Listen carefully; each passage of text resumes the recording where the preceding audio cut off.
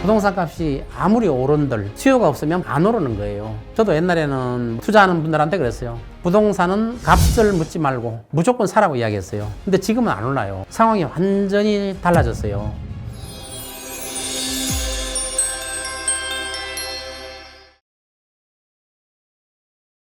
빅톡TV 시청자 여러분, 서동기입니다. 만일에 내 자식이 집을 산다고 하면 저는 이렇게 말할 것 같아요. 기다려라. 지금 집은 너무 비싸요.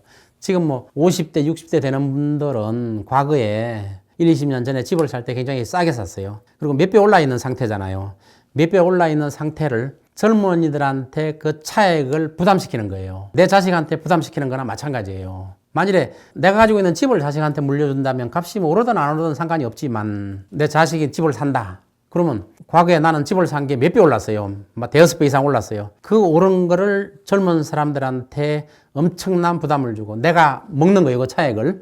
내가 내 자식 걸 먹는 거예요. 그 차액을 먹고 파는 현상이 되잖아요. 우리 세대가 이득을 보는 거 가지고 젊은 사람들한테 차익을 떠넘기는 거예요. 그 사람들한테 사라고 강요를 하고. 근데 강요를 하는데 살 능력이 굉장히 떨어져 있어요. 떨어져 있으면 그 젊은 분들은 어떤 생각을 가지고 있냐면은 야, 이거 집을 안 사면 영원히 못 사는 거 아니야? 그래서 영끌이라는 게 그래서 생겼잖아요. 막 대출을 있는 대로 없는 대로 다 끌어서 가지고 그것 때문에 뭐 경매 나오는 경우도 생기잖아요. 그래서 이런 거품이 없어져야 우리 자손들이 집을 살 수 있고 부담을 안 가지고 살 수 있는데 이렇게 우리 기성세대가 과거에 부동산 가지고 값이 많이 올랐으면 그걸 젊은 세대들한테 많이 오른 부분을 떠넘기는 거는 우리 기성세대가 그렇게 해서는 안 될 거라고 저는 보고 있습니다. 그리고 이제 집이 없는 무주택자라면 집은 한 채는 가지고 있어야 주거의 안정성이 보장이 되는 거거든요.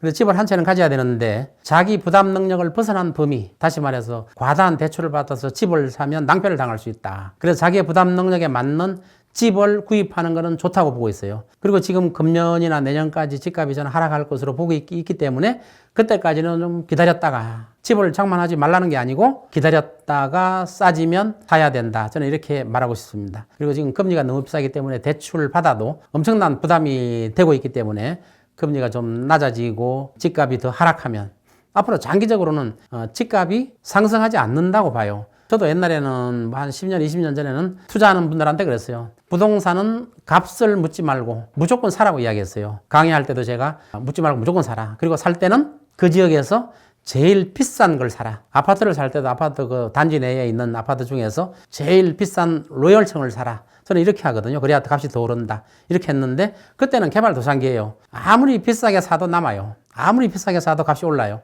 근데 지금은 안 올라요. 상황이 완전히 달라졌어요. 지금 상황이 얼마나 많이 달라져요. 침체기에 접어들 수도 있단 말이에요. 우리나라는 저는 2, 3년 내에 경기가 다시 회복될 걸로 보고 있어요. 부동산 가격이 다시 가벼운 상승 국면을, 폭등은 저는 없다고 봐요. 가벼운 상승 국면에 들어갈 수도 있다고 보는데 만일에 지금 거품이 잔뜩 낀 상태에서 거품이 더 껴버리면 어떤 상태가 생기느냐. 2, 3년 만에 안 끝내요. 2, 30년 동안 침체기가 장기적으로 갈 수 있어요. 그래서 지금 거품이 빠져야 돼요. 가계대출, 또 정부 부채도 엄청나잖아요. 이런 부분들이 빠져줘야, 가계부채나 이런 것들이 빠져줘야 앞으로 건전하게 상승할 수 있는 2, 3년 내에 경기가 하향 추세를 지나서 가벼운 상승. 항상 부동산은 상승과 하락을 반복해야 되거든요. 과거에는 막 높이 올랐다 낮았다 이렇게 했는데 이제 가벼운 상승과 하락을 반복해야 그게 부동산 시장의 정상적인 시장이거든요. 지금 2, 3년 내에 거품이 다 빠져줘야 돼요. 거품이 지금 뭐 거의 뭐 서울 수도권 같은 경우는 뭐 한 50% 정도 빠져야 거품이 다 빠진다고 봐요. 50% 빠져도 그 당시에 부동산 몇 년 전에 산 분들은 값이 많이 오른 거예요. 그래서 그 정도로 거품이 빠져야 다시 건전하게 상승할 수 있는 길이 열린다고 보고 지금 이제 정부에서 부동산 값이 막 빠지니까 특례 보금자리론 몇 년 전에 했었죠. 신생아 특례 대출하고 있죠. 빚을 막 풀어요. 부동산 시장은 1조만 풀어도 부동산 가격에 영향을 미쳐요. 근데 지금 특례 보금자리론 40조 풀었죠. 신생아 특례도 4, 5조 막 풀어버렸죠. 빚으로 부동산 가격을 떠받치는 형국이 지금 되고 있어요. 이런 식으로 빚이 자꾸 쌓이면 거품만 쌓이는 거고 나중에 2, 3년 만에 끝낼 것을 가계부채가 나중에 폭발하면 2, 30년 갈 수도 있다는 거예요.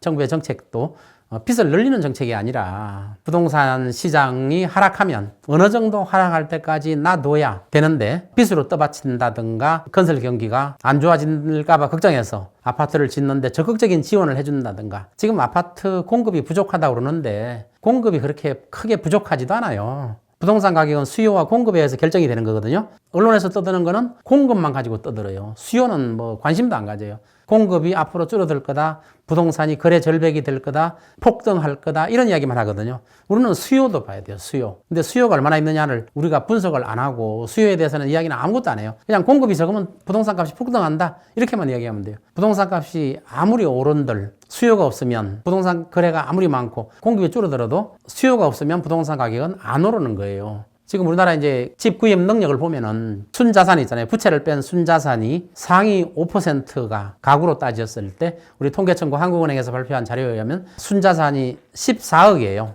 그러니까 14억 이상 순자산이 있는 분들이 5%예요. 지금 한 3천만 가구 가까이 되니까 한 150만 가구 가까이가 14억 이상 갖고 있다는 거죠. 근데 서울 시내 가구가 400만 가구예요. 경기도는 500만 가구예요. 그러니까 수도권이 1000만 가구 가까이 되는데 그 150만 가구, 14억 이상 갖고 있는 분들이 대출을 어느 정도 끼고 서울 시내 요지의 부동산을 살 수 있는 거예요. 우리 강남 3구만 해도 강남, 서초, 송포만 해도 집이 60만 가구예요. 60만 가구. 그러니까 지금 수요가 잘못 계산되어 있어요. 공급만 하면 수요가 따라온다고 착각을 하고 있는 거예요. 그거는 개발도상기예요. 공급만 하면은 수요가 따라오는 게 아니라 공급을 안 해도 살 감당 능력이 없으면 살 수가 없는 거예요. 수요가 없는 거예요. 극히 일부분의 0.01%의 자산 상위권이 부동산을 거래하는 걸 보고 부동산까지 폭등한다. 100억 가까이 집이 될 거다. 될 수 있죠. 그러나 그것만 보고 판단해서는 안 된다는 거죠. 우리나라 자산 규모를 따져봤을 때 순자산 규모, 그 통계가 정확하다면 자산 규모에 따라서 수요가 뒷받침이 안 되고는 서울 시내 집값이 반으로 빠져도 구매 능력이 그렇게 많이 따라오지가 않아요. 그러면 집값이 오르는 이유가 뭐예요? 투자 수요예요. 한 사람이 두 채, 세 채, 10채 사는 거예요. 일단 투자 수요 때문에 집값이 오르는 거지 실수요자 때문에 집값이 오르진 않아요. 집값이 뭐 아무리 오른다고 한들 떨어진다고 한들 실수요자는 내가 사는 집이기 때문에 집값이 2배 올랐다 해서 안 팔잖아요. 그냥 사는 거예요. 그냥 기분만 좋고 사는 것 뿐이지 팔지를 않아요. 팔아가지고 그거 가지고 뭐 사먹고 그러지는 않잖아요. 그냥 사는 집이지. 기분만 좋고. 어떤 분들만 이득을 보느냐. 집을 많이 가지고 있는 분들. 이런 구조를 가지고 있기 때문에 지금 우리나라 수요가 그렇게 튼튼하지가 않다. 그래서 앞으로 이제 많이 지어야 된다. 안 지면 거래 절벽이 나타나서 집값 폭등한다. 이런 거는 가정 자체가 틀렸다는 거예요. 수요도 분석해 봐야 된다는 거죠.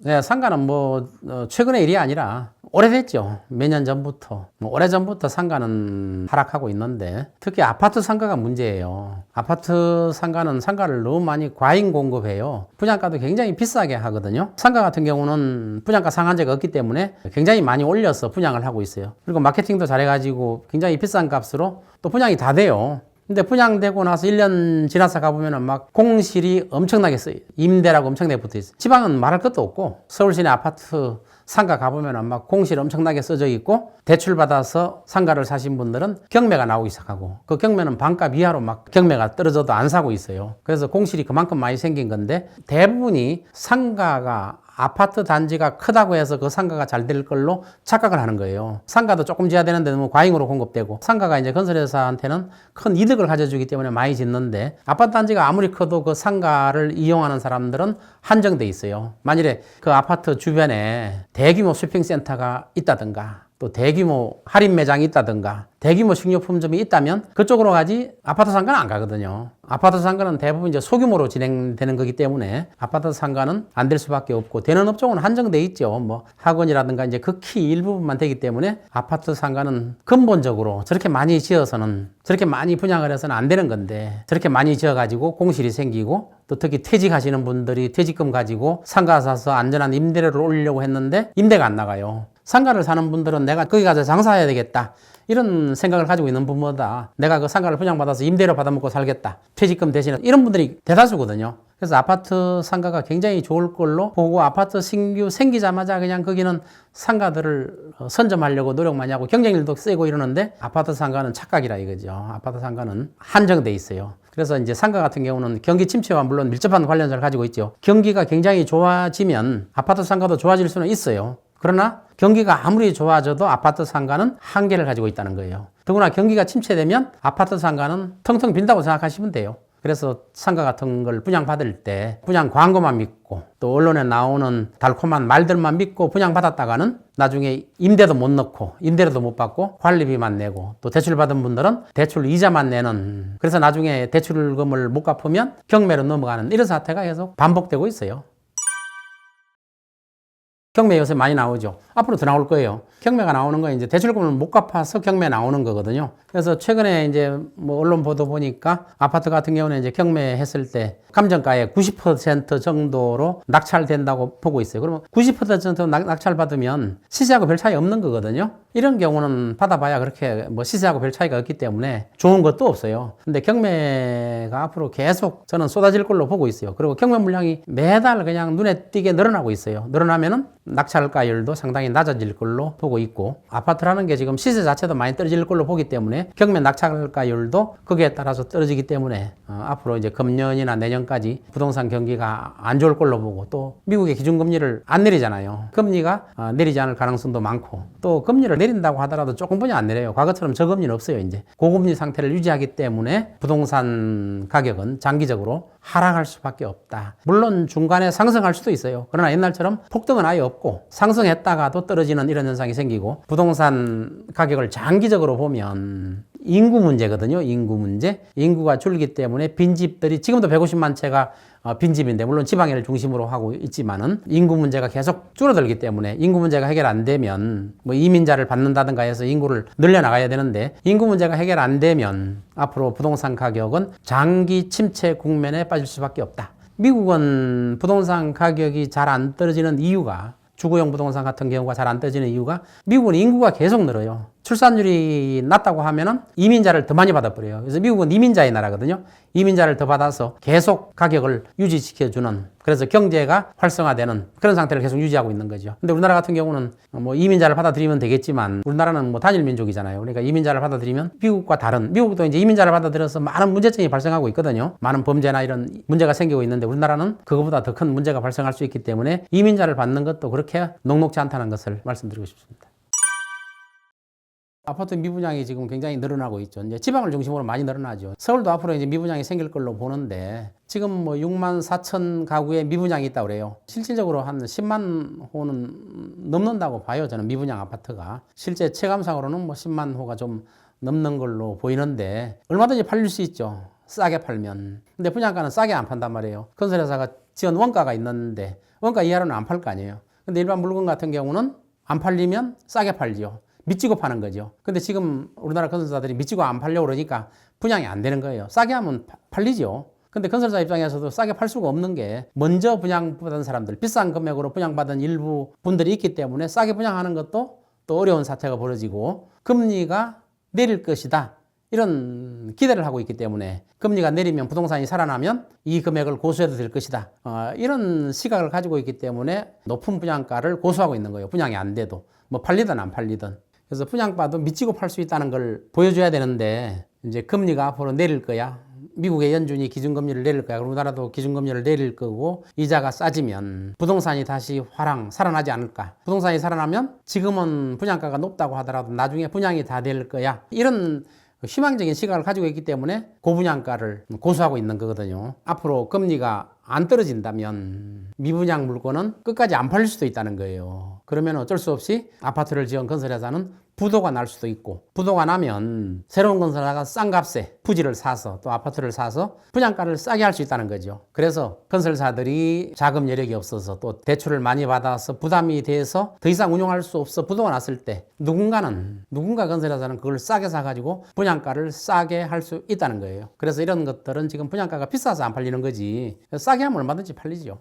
일반 물건도 뭐 미치고 파는데 이거 왜 미치고 못 팔겠어요? 건설사들은 안 파는 거죠. 희망적인 시각을 가지고 있기 때문에 그래요. 앞으로 오를 거야, 금리 떨어질 거야, 이런 시각을 갖고 있기 때문에 계속 고분양가를 고수한다고 저는 보고 있습니다. 입지가 안 좋아서 미분양되는 것도 있죠. 서울 같은 경우는 미분양이 거의 안 나오잖아요. 미분양이 거의 안 나오지만 지방 같은 데가 미분양이 많이 나오는데 입지도 좋지 않아요. 근데 문제는 뭐냐면, 서울의 아파트하고 지방의 아파트는 평당 단가가 틀려요. 그러니까 지방은 입지가 안 좋은 데는 안 좋은 만큼 또 분양가가 그렇게 비싸지 않거든요. 입지가 안 좋으니까. 그러니까 서울의 분양가와 지방의 분양가는 형평을 거의 이루고 있다고 봐야 돼요. 서울은 100이라는 분양가라면 지방은 50이라는 분양가, 형평을 이루고 있죠. 그래서 지방 같은 경우 분양이 안 된다, 입지가 안 좋으니까 더 싸게 분양가는 책정돼 있죠. 물론 그렇다고 하더라도 분양이 안 되면 그거보다도 더 싸게 분양을 해야 된다는 겁니다. 앞으로도 서울에도 그런 것들이 나타날 가능성이 좀 있는 거죠. 요새 초고가 아파트, 뭐 신고가 아파트에서 몇십억짜리 100억 가까이 되는 집이 판매되고 있죠. 그런데 이러한 신고가나 이런 것들은 우리 일반적인 거래 시장에서는 중요한 변수가 되지 않는 게 그런 물건들은 보통 60억, 70억, 80억 주고 사는 이런 아파트들은 대출을 안 받고 현금으로만 사요. 현금으로 그 집을 산다는 것은 0.01%, 아주 극소수의 분들이 유일하게 그런 아파트 분이 하나 없는 펜트하우스라든가 또 다른 데서는 찾을 수 없는 입지와 위치, 평수를 돈이 상당히 많은 분들이 사는 거기 때문에, 그리고 현금으로 사기 때문에, 예를 들어서 뭐 70억짜리 아파트를 산다 하면은 그런 분들은 투자 목적이라기보다도 그 고가의 아파트를 사가지고 내가 들어가서 최고의 입지에 실제 가치보다도 훨씬 더 많이 주고라도 산다 하는 그런 의미에서 사는 거거든요. 우리가 그림 같은 경우는 희소성을 가지고 있잖아요. 그래서 그림 같은 경우도 엄청나게 비싸게 거래되는데 실제 가치가 그만큼 있느냐 하는 거에 대해서는 둘째치고 경쟁을 통해서 또 하나뿐이 없기 때문에 엄청난 고가로 팔리는 거거든요. 아파트도 큰 평형의 아파트, 또 그것뿐이 없는 그런 아파트라면 실제 시세보다 더 훨씬 더 많이 주고 살 수도 있고, 그림 사듯이 훨씬 더 높은 금액으로, 그것도 현금으로만 살 수 있다는 거죠. 그러니까 그런 물건을 우리가 일반적인 부동산 거래 시세로서 볼 수는 없고, 일반적인 거래 동향은 일반적인 보편적인 아파트를 기준으로 해서 거래가 얼마나 되느냐, 또 가격이 얼마나 형성되느냐, 또 매물이 얼마나 나오느냐, 이런 거 가지고 부동산 시세를 결정해야지, 그거를 갖다 일반적인 거래 상황으로 보기는 어렵고, 또 언론에서 뭐 신고가 엄청나게 비싼 게 팔렸다 한다고 해서 우리가 부동산 값이 앞으로 오를 거 아닌가? 이렇게 생각할 필요는 없다는 거죠.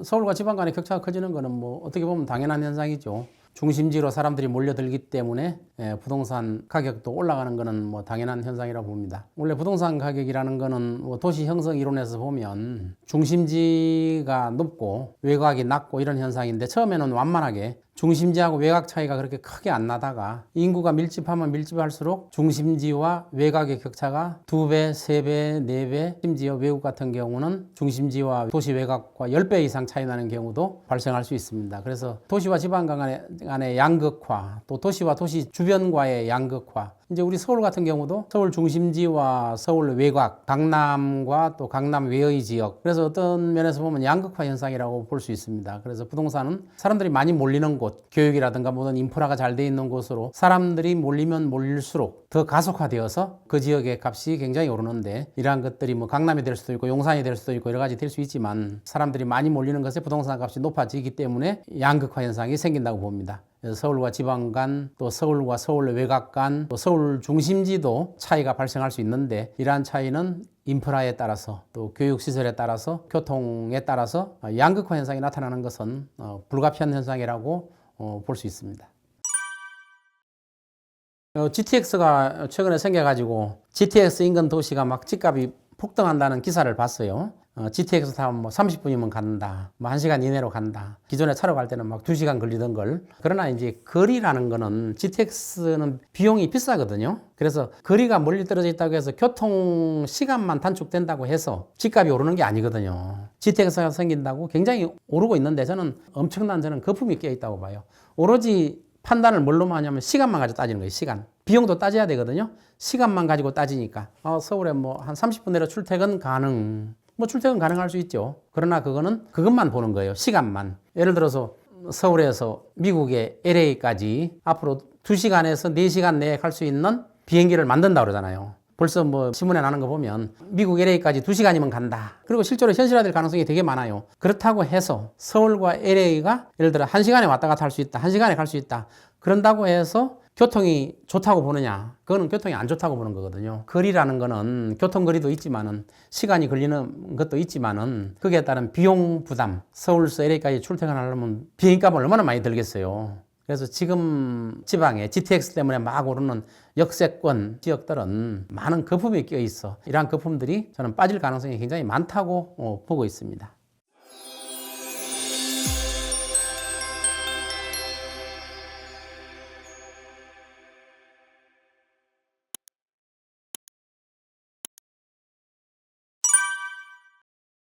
지금 뭐 총선 전에 이제 규제 완화 투자에 대한 많은 공약들이 있었죠. 용적률 상향시켜준다. 초과이익 환수를 감면시켜준다. 또 뭐 다주택자 세금을 감면해준다. 이런 많은 장밋빛 공약들이 있었죠. 근데 이런 것들은 대부분 입법을 통해서 해야 되는 거예요. 국회를 통과돼야 돼요. 근데 총선이 끝나고 야당이 다수당이 돼버렸어요. 그러면 입법을 통과시키기가 어렵겠죠. 그러니까 야당 같은 경우는 감세하는 걸 반대하죠. 또 용적률을 많이 올려주는 걸 또 반대해요. 여당 같은 경우는 세금을 감면해서 경제를 활성화시켜야 된다고 그래요.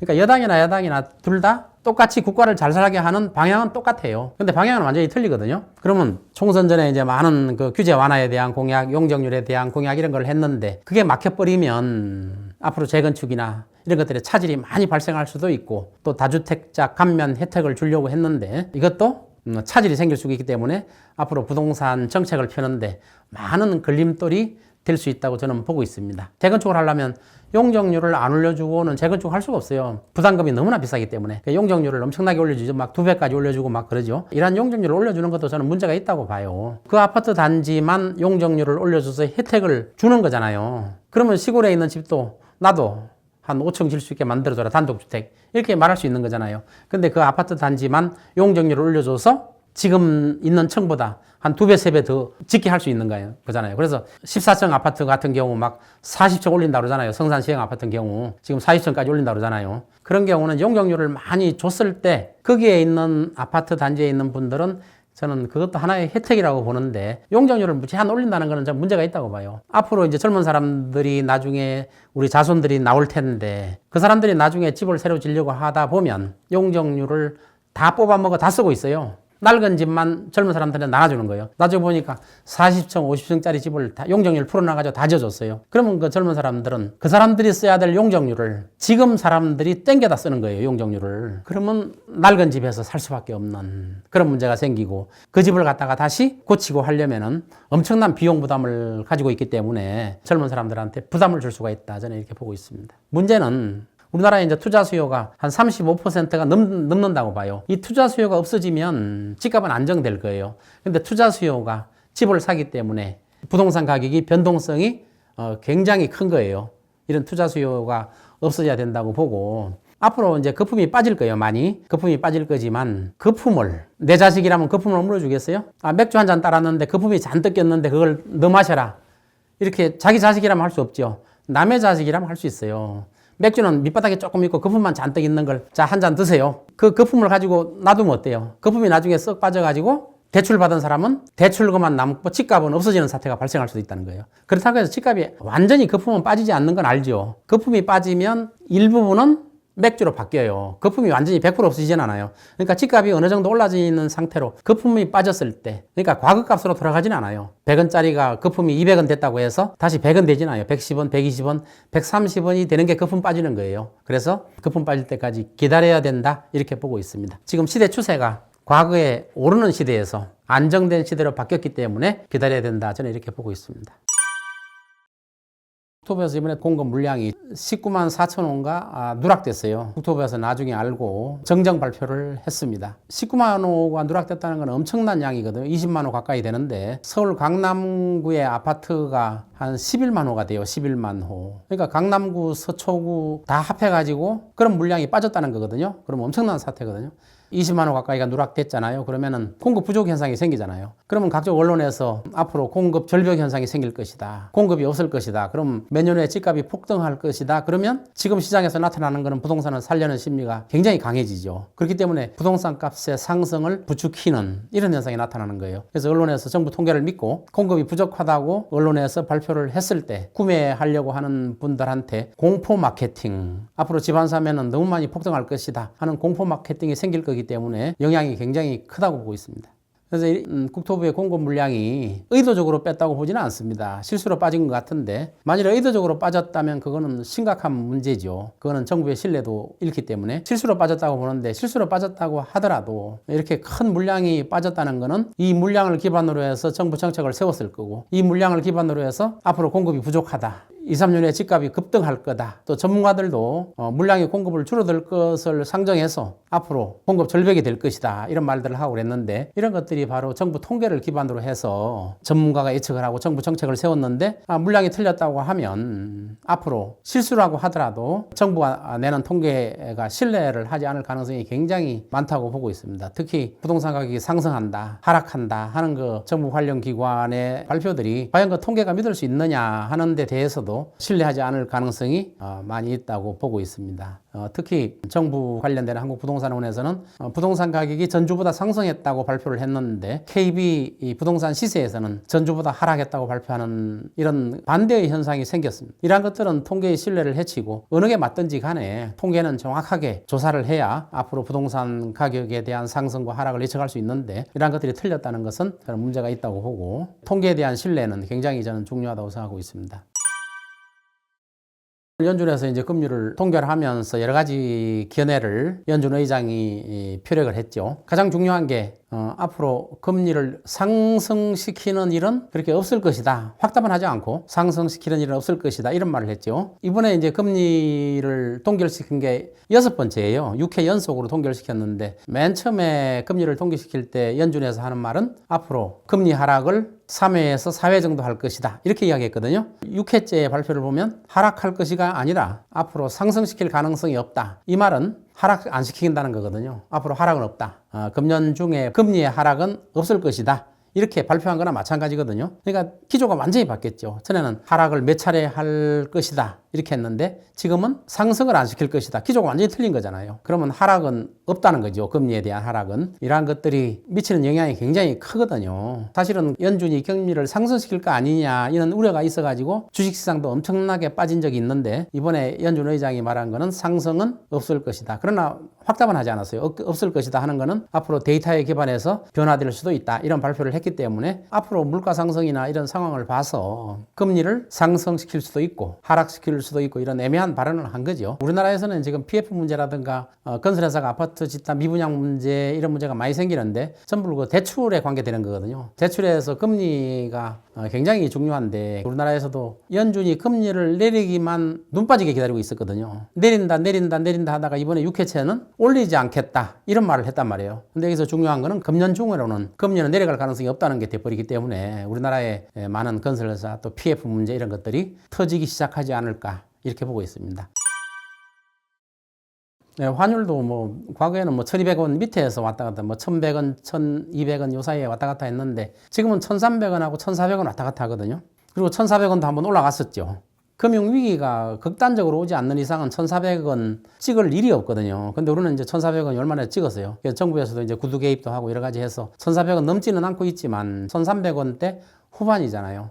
그래서 환율이 이렇게 높다는 것은 우리나라 투자 자금이 외국으로 빠져나간다는 걸 의미하고 있습니다. 그래서 미국이 지금 사용하고 있는 고환율 정책은 또 고금리 정책은 우리나라 투자 자금이 수익이 낮은 우리나라에서 미국으로 자금이 빠져나가서 환율 상승이 가속화되지 않나 이렇게 보고 있습니다. 환율이 상승되면 수출 기업은 이득이 될 수도 있겠죠. 그러나 수익 기업은 비싼 환율 상승 때문에 물가가 급등하게 된다는 거죠. 물가가 급등하게 되면 우리나라는 다시 인플레이션이 심화될 것이고 지금 금리를 내리지 않고 있는데 오히려 환율 상승이 지속적으로 일어난다면 금리를 내리는 것이 아니라 우리나라도 금리를 올릴 수밖에 없는 사태가 올 수도 있지 않겠느냐 이렇게 보고 있습니다.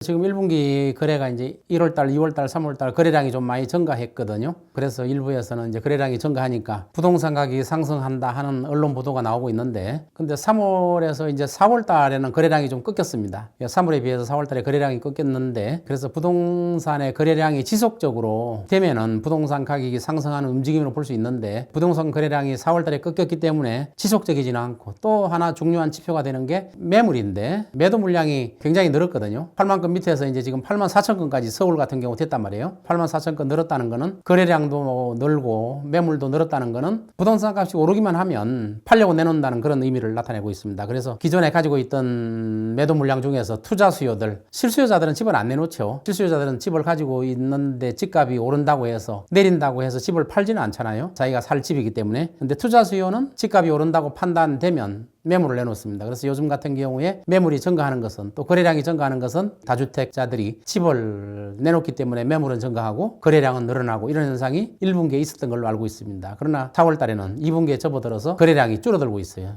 줄어들고 있기 때문에 매도 물량은 더 늘어나고 있습니다. 이 말은 매도하려는 사람들이 굉장히 많고 매도하려는 사람들이 매도 기회를 찾고 있다는 겁니다. 차익을 실현하기 위해서 매도 기회를 찾고 있기 때문에 매물이 많이 늘어난 게 아닌가 생각합니다. 그래서 이런 경우는 부동산 가격이 올라간다기보다도 일시적인 현상, 급매물을 중심으로 해서 일시적으로 거래량이 많이 늘어난 걸로 보이고 거래량이 늘어나고 가격이 오른다 싶으면 매물이 훨씬 더 늘어나서 부동산 가격을 다시 떨어뜨리는 역할을 할 걸로 봅니다. 네, 나한테 1억 있다면 뭘 사야 되느냐? 일단 강남에 집 살 수 있어요? 못 사죠. 서울 시내 집 사기가 굉장히 어렵죠. 그러면은 이제 내가 가능한 방안을 찾는 거예요. 이제 외국 같은 경우는 집에 대한 투자가 그렇게 많지 않아요. 미국 같은 데 보면 부동산에 대한 투자는 30%뿐이 안 돼요. 나머지는 주식이나 금융 자산에 투자를 나눠서 해요. 근데 우리나라는 부동산에 그냥 몰빵이에요. 부동산에 70% 80%가 부동산이에요. 대출 끼고 사시는 분들은 전 재산을 초과한 재산이 부동산이에요. 그러니까 만일에 부동산 값이 갑자기 폭락하면 어떤 현상이 생기겠어요? 전 재산이 그건데 부동산 값이 많이 폭락한다면 갑자기 많은 분들이 저소득층으로 전락하는 거예요. 그래서 부동산 폭락도 상당히 무서운 현상이죠. 만일에 내가 1억 있다, 투자를 한다. 그러면 주식이나 금융기관 또 부동산 투자하는데 적은 돈까지 할 수 있는 거 있잖아요. 리츠는 부동산이 금액이 너무 크기 때문에 조각 투자하는 거잖아요. 나눠서. 리츠 같은 데 투자를 하고. 근데 이제 리츠 같은 데도 투자를 잘못하면 지금처럼 금리가 높을 때는 수익이 안 나오기 때문에 투자에 대한 손실이 발생할 수도 있는데 리츠는 주식보다 안전한 게 주식은 재료가 될 수 있는데 리츠는 나중에 부동산은 남잖아요. 배당은 적게 받는다고 하더라도 부동산은 남잖아요. 그렇기 때문에 리츠 같은 경우는 부동산 간접 투자 방안으로서 굉장히 저는 좋은 방안으로 보고 지금처럼 이제 금리가 높을 때는 은행에 예금해놨다가 그 다음에 금리가 떨어지면 리츠에 투자한다든가 그 다음에 또 주식은 잘못하면 주식해가지고 난 성공했다고 주변에 들은 사람이 없어요. 엄청나게 많은 분들이 주식을 하는데 전문가도 주식을 하는데 성공했다고 보는 분이 없어요. 어떤 분이 이제 밥을 산다고 그러더라고. 주식에서 나는 성공했다. 그 밥을 사는데 어떤 상태냐 그랬더니 반본전했다. 이제 반값 됐다 이거예요. 주식이 반값 됐다고 기분 좋아서 밥을 산다는 거예요. 그만큼 주식해가지고 성공하기 굉장히 어려운 상태가 되고 있는 거죠. 그래서 자기 형편에 맞는 상태에서 투자할 수 있는 길을 찾는 게 제일 중요하다고 보고 있습니다.